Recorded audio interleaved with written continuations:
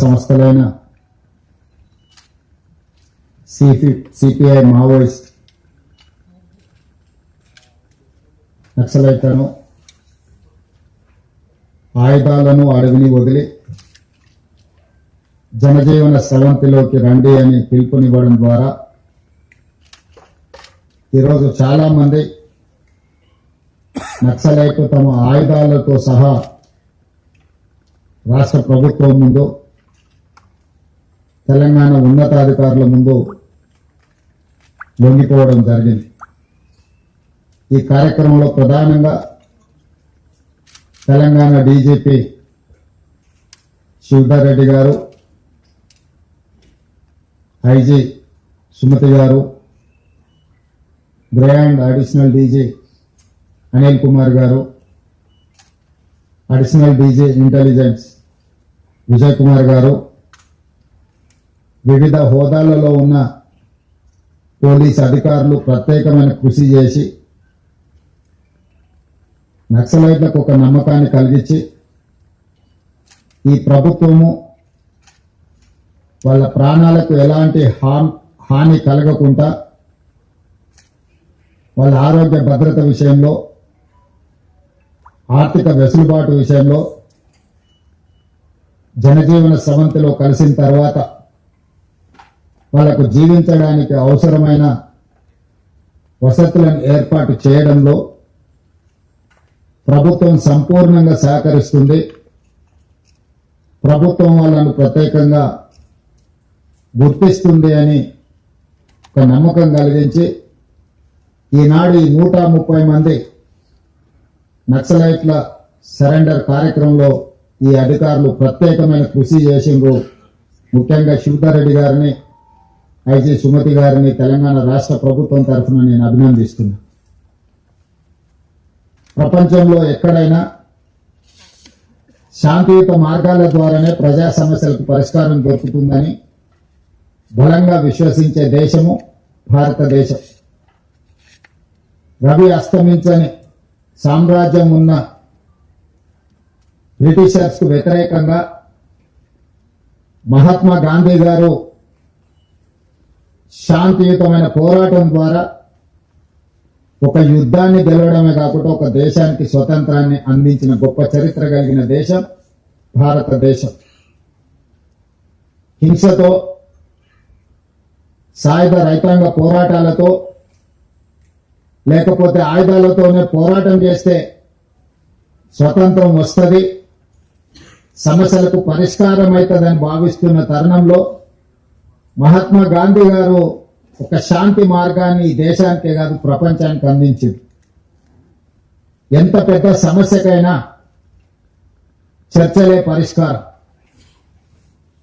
దేశంలో ఉన్న ప్రజల మధ్య, జాతుల మధ్యనే కాదు, ఇరు దేశాల మధ్యలో యుద్ధ వాతావరణం కమ్ముకున్నప్పుడు కూడా ఆ దేశాల మధ్య చర్చలు జరిగి శాంతియుతంగా సమస్యని పరిష్కరించుకుంటున్న పరిస్థితులు ఈరోజు ప్రపంచ దేశాలలో మనం చూస్తున్నాం.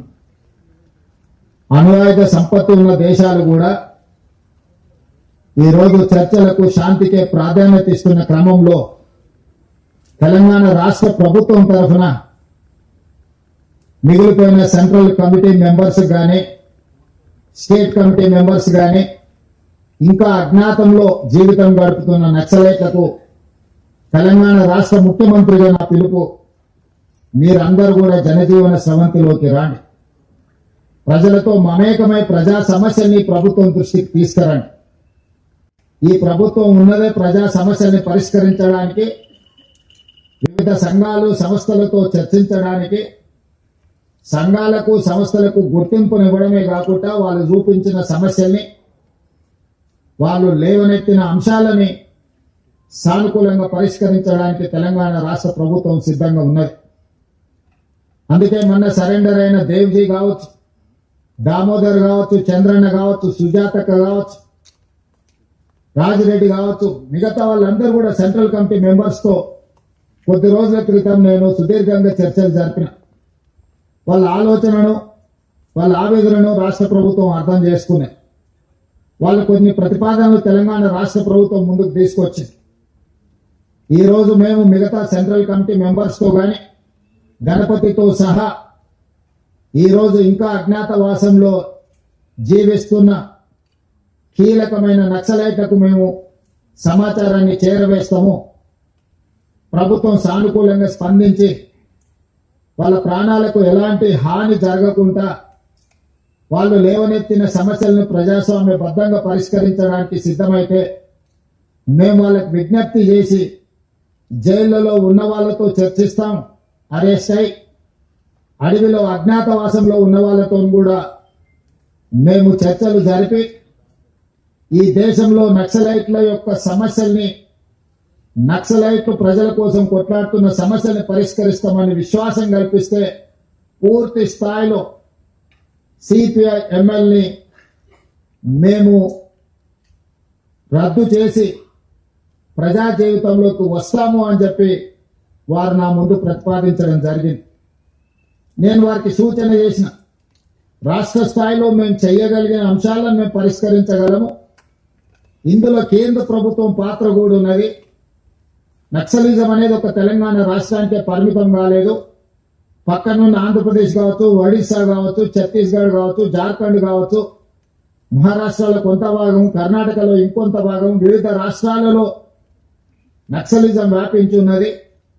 ఇది జాతీయ సమస్య. కేంద్ర ప్రభుత్వంతో మేము మాట్లాడితే గాని నేను పూర్తిగా మీకు హామీ ఇవ్వలేను అని చెప్పి సెంట్రల్ కమిటీ మెంబర్స్ కు దేవ్జీ గారికి వారి మిత్ర బృందానికి నేను చెప్పడం జరిగింది.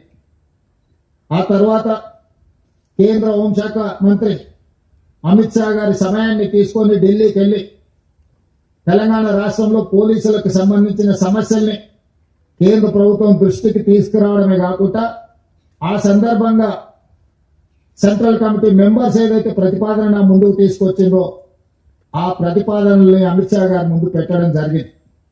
వారితో చర్చల సారాంశం ఆయుధాలు ప్రభుత్వ యంత్రాంగము, ప్రభుత్వం నిర్దేశించిన అధికారుల చేతుల్లోనే ఆయుధాలు ఉండాలి శాంతి భద్రతలను కాపాడడానికి. కానీ ప్రజలు ఎవరు కూడా ఆయుధాలు పట్టుకొని తిరగడానికి వీలు లేదు.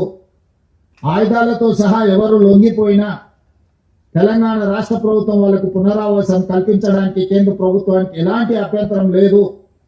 ఎవరు సరెండర్ అయినా వాళ్ళ ప్రాణాలకు, వాళ్ళ మెరుగైన జీవన విధానానికి మీరు హామీ ఇవ్వండి అని చెప్పి అమిత్ షా గారు నాకు సూచన చేయడం జరిగింది.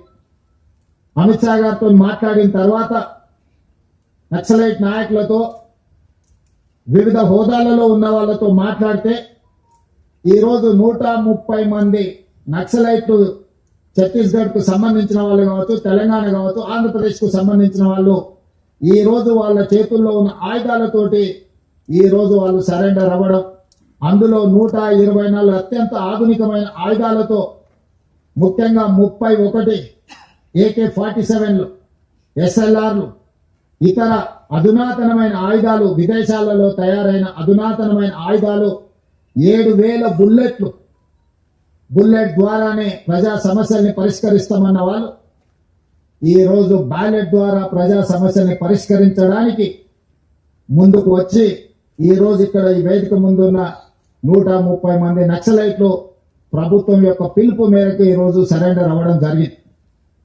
పాత్రికేయ మిత్రులు, ఉన్నతాధికారుల సమక్షంలో వాళ్ళు సరెండర్ చేసిన ఆయుధాలను మీరు చూసి AK-47 SLR, 303 rifles, 9mm pistols, ఇతర ఆయుధాలు, 7,000 బుల్లెట్లు ఈ రోజు సరెండర్ అయ్యే సందర్భంగా వీళ్ళు ప్రభుత్వానికి అప్పచెప్పడం జరిగింది. నాకు తెలిసినంత వరకు దేశంలో ఇంత పెద్ద ఎత్తున ఆయుధాలతో నక్సలైట్లు సరెండర్ అయిన సంఘటన ఇదే అతిపెద్దదని నేను భావిస్తున్నా. మా ప్రభుత్వం 2024 తర్వాత 721 మంది నక్సలైట్లను, దాదాపుగా 250కి పైగా ఆయుధాలను నక్సలైట్లు సరెండర్ అయినప్పుడు ప్రభుత్వానికి అప్పగించడం జరిగింది. సరెండర్ అయిన నక్సలైట్ల చట్ట పరిధిలో వాళ్లకు ఏవేవైతే రివార్డ్స్ ఉన్నాయో, రిహాబిలిటేషన్ కు సంబంధించి ప్రభుత్వం ఏదైతే హామీ ఇచ్చిందో వాటన్నిటిని అమలు చేస్తాం. అదేవిధంగా దేవ్జీ, దామోదర్ చంద్రన్న మాట్లాడినప్పుడు మీరు ప్రకటించిన రివార్డు తక్కువ ఉన్నది, మేము జీవితంలో కనీస అవసరాల కోసమైనా మేము జీవితం సాగించాలంటే కొంత అవార్డును పెంచండి, అదేవిధంగా నివసించడానికి ఇల్లు లాంటి వసతులను ఏర్పాటు చేయండి, ఎక్కడైనా అవకాశం ఉంటే వ్యవసాయం చేసుకోవడానికి కొంత భూమిని ఇవ్వండి, అదేవిధంగా సుదీర్ఘకాలం అడవులలో అజ్ఞాతవాసంలో పనిచేయడం వల్ల మా ఆరోగ్యం బాగా క్షీణించింది, మాకు వైద్య సహాయాన్ని కూడా అందించమని వారు మాకు విజ్ఞప్తి చేయడం జరిగింది. అందుకే ఈనాడు తెలంగాణ రాష్ట్ర ప్రభుత్వం తరఫున లొంగిపోయిన నక్సలైట్ల యొక్క ఆరోగ్యానికి ఒక ఆరోగ్య భద్రత కార్డు వాళ్ళకు ప్రత్యేకంగా ఇవ్వడమే కాకుండా నిమ్స్ లాంటి ఆసుపత్రిలో వాళ్ళకి పూర్తి స్థాయిలో వైద్యాన్ని అందించి వాళ్ళకు మెరుగైన వైద్యాన్ని అందించే బాధ్యత తెలంగాణ రాష్ట్ర ప్రభుత్వం తీసుకుంటుంది అని చెప్పి ఈ రోజు నేను తెలియజేస్తున్నా. అదేవిధంగా రివార్డు విషయంలో కూడా సెంట్రల్ కమిటీ కానీ స్టేట్ కమిటీ కానీ దళ కమాండర్లు కానీ లేకపోతే వివిధ హోదాలలో ఉన్న వాళ్ళని కూడా వాళ్ళ యొక్క హోదాలను బట్టి ప్రభుత్వం కొంత ఉదారంగానే వ్యవహరించి వాళ్లకు మంచి ఆర్థిక సహాయాన్ని కూడా అందించడానికి తొందరలోనే డీజీపీ గారిని, చీఫ్ సెక్రటరీ గారిని, ఇతర అధికారులతో 1993లోనే ఆనాటి ఉమ్మడి ఆంధ్రప్రదేశ్లో నక్సలైట్ల యొక్క రిహాబిలిటేషన్ కోసం ప్రత్యేకమైన ప్యాకేజీలను ప్రకటించడం జరిగింది. అందుకే ఈరోజు దాదాపుగా 30 సంవత్సరాలలో వివిధ సందర్భాలలో వాళ్ళకి ఇచ్చిన నగదు కానీ ఇతర వసతులను ఇంకా మెరుగ్గా వాళ్ళకి అందించేటట్టు ఈరోజు చీఫ్ సెక్రటరీ, డీజీపీ గారు ఇతర అధికారులతో మాట్లాడి నగదును కూడా పెంచే ప్రయత్నం చేస్తాం. తెలంగాణలో ఉన్న అందరికీ ఇందిరమ్మ ఇల్లు కేటాయించడమే కాకుండా ఎక్కడైనా వాళ్ళకి ఇల్లు కట్టుకోవడానికి స్థలం లేకపోతే వాళ్ళ సొంత గ్రామాలలో ఇంటి స్థలాన్ని కూడా రాష్ట్ర ప్రభుత్వం కేటాయించి వాళ్ళు ఇల్లు కట్టుకోవడానికి కూడా రాష్ట్ర ప్రభుత్వము వాళ్లకు సహకారాన్ని అందిస్తుంది. భూమి విషయంలో కొంచెం గ్రామాలలో ఈరోజు భూములు అందుబాటులో లేవు కాబట్టి భూ కేటాయింపు విషయంలో నేను ఇప్పుడు ఎలాంటి మాట చెప్పలేను. ఉండడానికి ఇల్లు, మెరుగైన వైద్యము, అదేవిధంగా వాళ్లకు నగదు బహుమతి, వీటన్నిటిని కూడా వాళ్ళకు అందించి సమాజంలో ఒక ఆత్మగౌరవంతో కూడిన జీవన విధానాన్ని కొనసాగించడానికి రాష్ట్ర ప్రభుత్వం సంపూర్ణంగా సహకరిస్తుంది. ఇవన్నీ ఏర్పాటు చేసే ముందు రాష్ట్ర ప్రభుత్వం చెబుతున్న ఒకే ఒక అంశం, ఈ రాష్ట్రంలో హింస కుదరదు, హింస ద్వారా సమస్యలకు పరిష్కారం దొరకదు, హింసకు పాల్పడిన ఆయుధాలను తమ చెంత పెట్టుకున్న చట్టపరంగా ప్రభుత్వం వ్యవహరిస్తుందని అమిత్ షా గారు చెప్పడం జరిగింది. ఈరోజు రాష్ట్ర ప్రభుత్వంలో ఉన్న సంస్థలే కాదు, కేంద్ర ప్రభుత్వానికి సంబంధించిన సంస్థలు కూడా ఈ యాంటీ నక్సల్స్ ఆపరేషన్స్ లో పాల్గొంటున్నారు. వీళ్ళకి సంబంధించిన సమాచారాన్ని కూడా ఎన్ఐఏ లాంటి సంస్థలు సంక్షిప్తంగా ఎక్కడికక్కడ సమాచారాన్ని సేకరిస్తున్నారు. ఆ సంస్థలు కూడా కఠినంగా వ్యవహరిస్తాయి. కాబట్టి ఈ రోజు అజ్ఞాతవాసంలో ఉన్న నక్సలైట్లకు నా సూచన, విజ్ఞప్తి, నా పిలుపు ఒక్కటే, మనమందరం ప్రజాస్వామ్యంలో ప్రజాస్వామ్యబద్ధంగా ప్రజా సమస్యల్ని పరిష్కరించుకుందాం. తెలంగాణ రాష్ట్ర ప్రభుత్వం ఎల్లవేళలా మీతో చర్చించడానికి సిద్ధంగా ఉంది. అందుకే ఆయుధాలతో సహా మీరు ఈ రాష్ట్ర ప్రభుత్వం యొక్క పిలుపు మేరకు మీరు సరెండర్ అవుతే అన్ని రకాలుగా తెలంగాణ రాష్ట్ర ప్రభుత్వం మీ బాగోగులను చూసుకుంటుంది.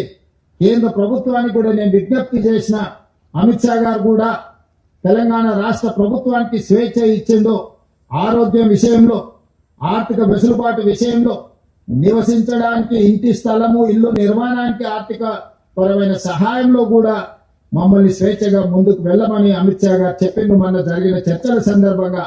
అందుకే కేంద్ర ప్రభుత్వం సూచన మేరకు తెలంగాణ రాష్ట్ర ప్రభుత్వం విజ్ఞప్తి చేస్తుంది, ముప్పాలపు లక్ష్మణరావు గారు అలియాస్ గణపతి గారితో సహా, ఎందుకంటే కొండపల్లి సీతారామయ్య గారి తర్వాత నక్సలిజంలో అంత గుర్తింపు, ప్రజల యొక్క గుర్తింపు ఉన్న వ్యక్తి గణపతి గారు. 75 సంవత్సరాల పైగా వారి వయసు ఉండొచ్చు, వారి ఆరోగ్య పరిస్థితి కూడా బాగలేదని మా అధికారులు నాకు చెప్పడం జరిగింది. వారి ఆరోగ్యానికి, వారి ప్రాణానికి వారు సరెండర్ అవుతే తెలంగాణ ప్రభుత్వం పూర్తిగా రక్షణ కల్పిస్తుంది. వారితో సహా సెంట్రల్ కమిటీ కానీ స్టేట్ కమిటీ కానీ వివిధ హోదాలలో అజ్ఞాతవాసంలో ఉన్న నక్సలైట్లను జనజీవన స్రవంతిలోకి రాండి అని చెప్పి తెలంగాణ రాష్ట్ర ప్రభుత్వం పిలుపు ఇస్తుంది. ఈ పిలుపు ద్వారా ఒక మంచి పరిణామం తెలంగాణ రాష్ట్రంలో జరగాలి. ఈరోజు సాధించుకున్న తెలంగాణను పునర్నిర్మించుకుందాం. మీరందరూ కూడా జనజీవన స్రవంతిలోకి రాండి. తెలంగాణ పునర్నిర్మాణంలో భాగస్వాములను కాండి. గ్రామీణ ప్రాంతాలలో, తండాలలో, గూడాలలో, మారుమూల పల్లెల్లో, అటవీ ప్రాంతంలో ఉన్న గిరిజనుల యొక్క హక్కులను, అక్కడ వాళ్ళ ఆర్థిక స్తోమతను పెంచడానికి ఈ ప్రభుత్వం కట్టుబడి ఉన్నది. ఈ ప్రభుత్వం అన్ని వసతులను ఏర్పాటు చేస్తుంది. కాబట్టి సరెండర్ కావాల్సిందిగా, ఆయుధాలను అప్పచెప్పాల్సిందిగా ప్రభుత్వం ఇచ్చిన పిలుపుతో మీరు ముందుకు వస్తారని మా ప్రభుత్వం ఆశిస్తున్నది. आज पत्रकारों से मैं एक ही बात कहना चाहता हूं.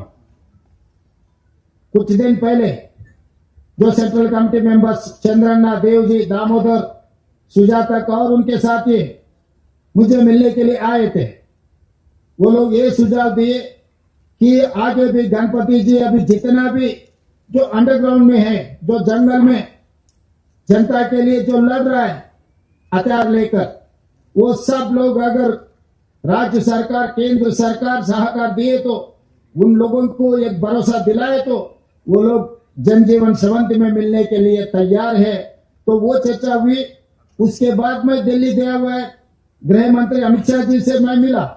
जो सेंट्रल कमेटी मेंबर जो प्रपोजल किए वो प्रपोजल उनके सामने रखा. मैं तेलंगाना राज्य में 2024 के बाद हम लोग कुछ कम 700 नक्सलवादियों को सरेंडर करवा लिए.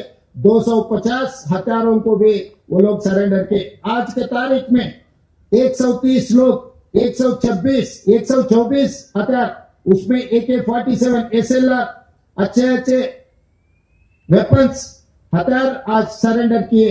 7000 बुलेट्स भी आज सरेंडर में वो लोग हमारे हाथ पुलिस डिपार्टमेंट को हैंड ओवर किए. तो इसीलिए हम जो बात कहना चाहते हैं कि हथियारों से कुछ होने वाला नहीं है.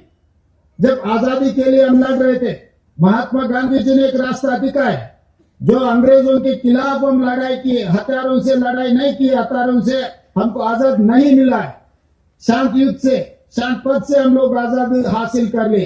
एक जंग को जीत सकते, एक देश को आजादी दिलवा सकते. शांति मार्ग से अगर हम लड़े सब कुछ कामयाब हो सकता है. महात्मा गांधी जी ने रास्ता दिखाया. जो महात्मा गांधी जी ने जो देश आज सुकून से जी रहा है, इसीलिए इस देश में कोई इंसान के लिए जगह नहीं है. हथियार लेकर एक आदमी दूसरे इंसान को नहीं मार सकता है. सरकार जब कानून लागू करने के लिए हथियार इस्तेमाल कर सकते हैं, मगर सरकार के बिना कोई आम जनता हथियार पकड़ना इस देश में कोई किसी को परमिशन नहीं है. इसीलिए गणपति जी से लेकर जो सेंट्रल कमेटी मेंबर्स है, जो अंडरग्राउंड नक्सलवादी है, गृह मंत्री जी से मेरा बात हुई. गृह मंत्री जी ने साफ ने ये कहा कि किसी के हाथ में हथियार नहीं रहना. अगर हथियार है, सरकार उनके पीछे पड़ने वाला है. तो हथियार छोड़कर जनजीवन में आ जाओ. तेलंगाना सरकार आपको भरोसा दे रहा है.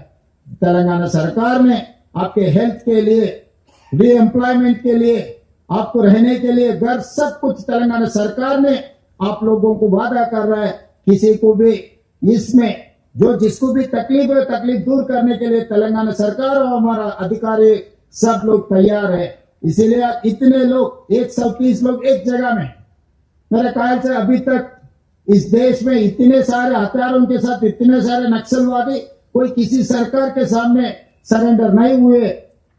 आज मैं खुशी से कहना चाहता हूं, इतने लोग जो जनजीवन में आ गए, जंगल छोड़कर हथियार सरकार के हाथ में दे दिए, ये खुशी की बात है. आगे भी अगर कोई भी बचा है, 7 सेंट्रल कमेटी मेंबर्स, कुछ बड़ा नेता लोग है बोल के हमारा अधिकारी दिखाए कि वो 7 है 70 है, मुझे पता नहीं. मगर हर किसी का मेरा गुजारिश एक ही है, हथियार से आप जीवन नहीं कर सकते. हथियार से दूसरे इंसान को आप डरा नहीं सकते. हथियार से आप कुछ चलाने के लिए कोशिश किए तो कोई फायदा नहीं है. इसीलिए आज जो कार्यक्रम हो रहा है, हम जिसको मदद किए तो सब लोगों के आज जिसमें भी जो लोग हैं, आपके पुराना साथियों को आप एक ऐलान करो कि वापस आके जनजीवन में मिलने के लिए ये सरकार आपके सरकार है, आपके उम्मीद से ये सरकार बना हुआ है। हम डेमोक्रेटिक प्रोसेस में not with bullet we can do miracles with ballot. तो बैलेट में आप आ जाओ। चुनाव में जो राजनीति में जो पॉलिटिकल पार्टी से आप वो पॉलिटिकल पार्टी के प्लेटफॉर्म के ऊपर आप चुनाव लड़ सकते और पब्लिक के जो तकलीफ है दूर भी कर सकते। इसीलिए आज हमारे तेलंगाना सरकार, हमारे अधिकारी लोग जो अच्छा काम किए वो सब लोगों को मैं अभिनंदन देना चाहता हूं। मेरा पत्रकार मित्रों से भी मेरा एक ही गुजारिश है, आप लोग भी आपके माध्यम से ये कह दो कि आने वाले दिनों में, क्योंकि केंद्र सरकार ने मार्च 31, 2026 के अंदर इस देश में नक्सलवादियों को साफ करने का ऐलान किया हुआ है, तो इसमें हिंसा नहीं होना है मेरे तरफ से। न केंद्र सरकार न नक्सलवादी, कोई किसी का जान गए, कोई पुलिस ऑफिसर के जान गए, कोई पुलिस के जान गए, कोई नक्सलवादी के जान गए, इस देश के जनता है वो लोग। किसी का जान उनके परिवार के लिए बहुत कीमती है, इस देश के लिए भी बहुत कीमती है। इसीलिए किसी का जान लेने का कोई किसी का सोच नहीं है। एक अच्छा रास्ता हम दिखाएंगे और 25 दिन बाकी और 20 दिन बाकी है। 20 दिन के अंदर जितने भी सेंट्रल कमेटी जो पूरा अंडरग्राउंड में जितना भी लोग है, 31 मार्च के अंदर हम लोग सचमुच आगे आकर ये सब सारे सरेंडर करवा दिए तो देश शांति से रहेंगे। देश और तेलंगाना राज्य में तरक्की करने वाले, दुनिया से मुकाबला करने वाले हम लोग। इसीलिए मैं आज फिर एक बार ऐलान करना चाहता हूं, जो अंडरग्राउंड नक्सलेट्स है इंक्लूडिंग गणपति जी, उनके साथी लोग, आप आ जाओ, जनजीवन में आ जाओ। तेलंगाना सरकार आपको वेलकम करने के लिए तैयार है। धन्यवाद पत्रकार मित्रों।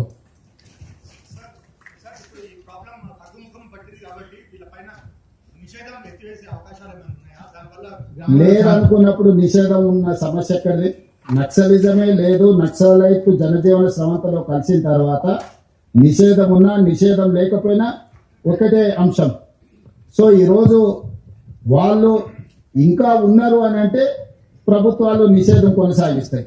వాళ్ళు పూర్తిగా జనజీవన స్రవంతిలో కలిసి ప్రజాస్వామ్య బద్దంగా వాళ్ళు పనిచేస్తున్నారంటే అది నిషేధం ఉన్నా లేకపోయినా ఒకటే. కాబట్టి నిషేధం అనే అంశమే చర్చ ఇక్కడ కాదు.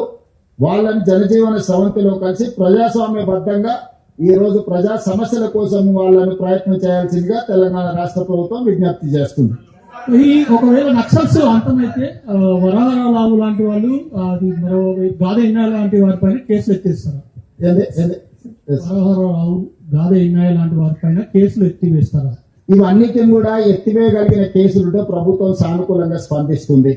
దాంట్లో ఉన్న క్రిమినాలిటీ కానీ, మర్డర్ కేసెస్ కానీ, ఇతర తీవ్రమైన నేరాలు ఉంటే ప్రభుత్వాలు ఎత్తేసినా కూడా న్యాయస్థానాలు ఊరుకోవు. కాబట్టి ఆ case by case, person by person కేసులను పరిశీలించడం జరుగుతుంది. అవసరం అనుకుంటే దానికి ఒక ప్రత్యేకమైన కమిటీని ఏర్పాటు చేస్తాం.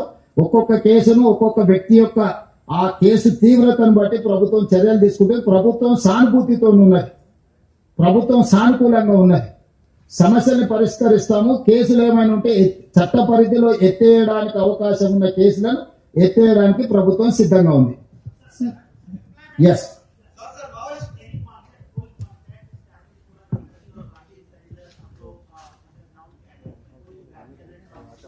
आशीष जी, जो भी हमारे हमको समाचार मिल रहा है पत्रकारों से मिल रहा है, बाकी पत्रकारों से आप पूछे तो पता लगेगा कि गणपति जी किसके तालुका किससे चर्चा कर रहा है. मैं ओपन डायलॉग कर रहा हूं, किसी को छुपा के किसी को जो पर्सनल कोई बात नहीं, इट्स ओपन डायलॉग.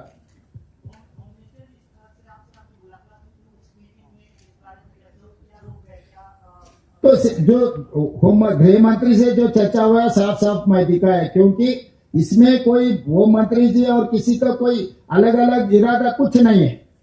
कोई आम आदमी के हाथ में हथियार नहीं रहना है. हथियार से चलाने के लिए कोशिश किए तो केंद्र सरकार ने उसके ऊपर कानून लागू करेंगे.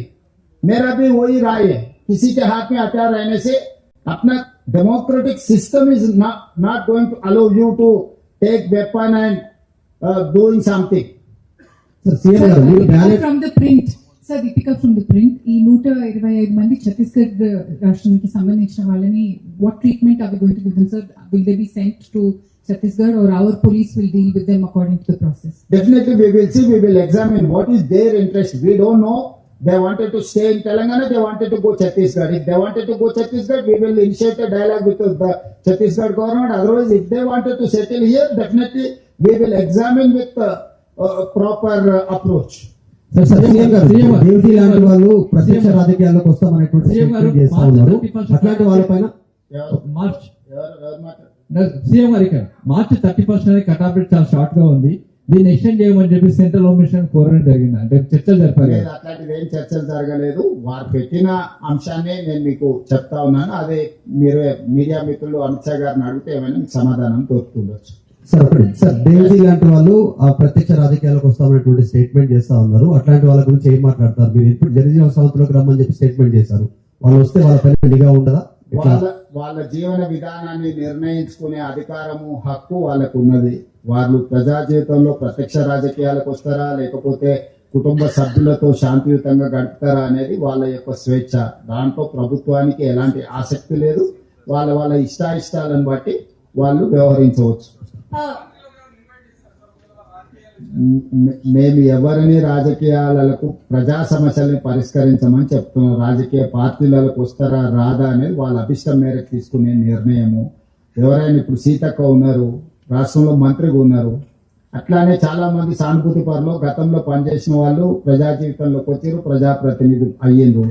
కాబట్టి ఎవరి ఇష్టం వాళ్ళది, వాళ్ళ స్వేచ్ఛ వాళ్ళకు ఉన్నది. చాలా సంవత్సరాల తర్వాత వాళ్ళు వాళ్ళ కుటుంబ సభ్యులను కలుస్తున్నారు. కొంతకాలం వాళ్ళని ఆ ఆనందాన్ని, ఆ స్వేచ్ఛను ఆస్వాదించని అని. ఆ తర్వాత వాళ్ళు ఏం చేయాలనుకుంటున్నారో వాళ్ళ ఆలోచన మేరకు నిర్ణయం తీసుకున్న తర్వాత అప్పుడు ఎవరైనా కాంగ్రెస్ పార్టీలో చేరాలనుకుంటే కాంగ్రెస్ పార్టీ అధ్యక్షుడు మహేష్ గౌడ్ గారు ఎప్పుడు గాంధీ భవన్ లో అందుబాటులో ఉంటారు. వారిని కలిసి వాళ్ళ ఆసక్తిని వ్యక్తపరచవచ్చు. ఇతర రాజకీయ పార్టీలలో కూడా చేరడానికి అవకాశం ఉంది. వాళ్ళ అభిష్టం మేరకు వాళ్ళు చేరొచ్చు. मुख्यमंत्री जी, कई ऐसे लोग हैं जिन्होंने अपने परिजन खोए हैं इन बंदूकों से.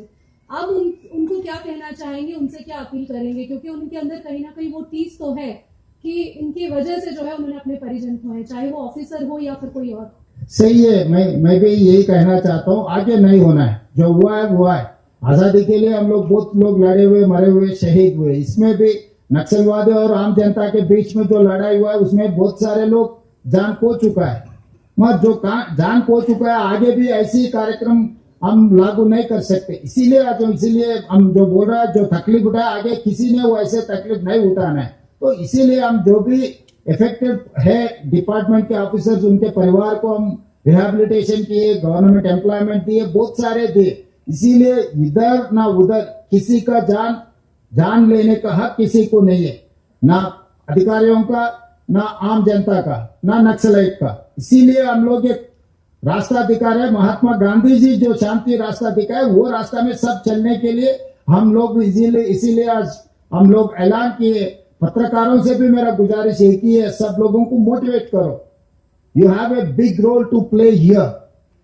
Once the media is ready to take that challenge or take that responsibility, we can do miracles in Telangana. So all I need is your support. I'm requesting my media friends, please do something for our country. We need development. We need welfare. We need to challenge developed countries. For that, we need peace, not weapons. We have seen many results when the LTT or any other organization, they have ended up with their life with sad. So I don't want to mention anything, but I would say they have to understand with weapon we are not going to reach our goal. With Shanti, we can reach anything, we can achieve anything. Mahatma Gandhi has shown the way. That is our way forward. I would request all Naxalites who are in underground, including Ganpati ji and everyone, please do come. Join with us. Surrender your weapons. Telangana state government and government of India is there to look after your issues, to resolve common man issues. Sir Revanth Reddy గారు, sir Revanth Reddy గారు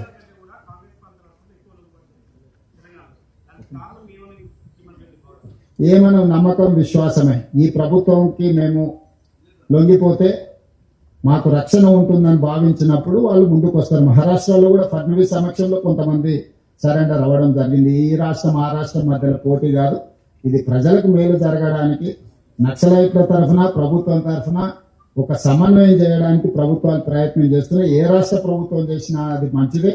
ఏ రాష్ట్ర ప్రభుత్వం అయినా ఈ కార్యక్రమాన్ని కొనసాగించవచ్చు. ధన్యవాదాలు. Sir Revanth Reddy గారు, సార్ ఒక నిమిషం సార్.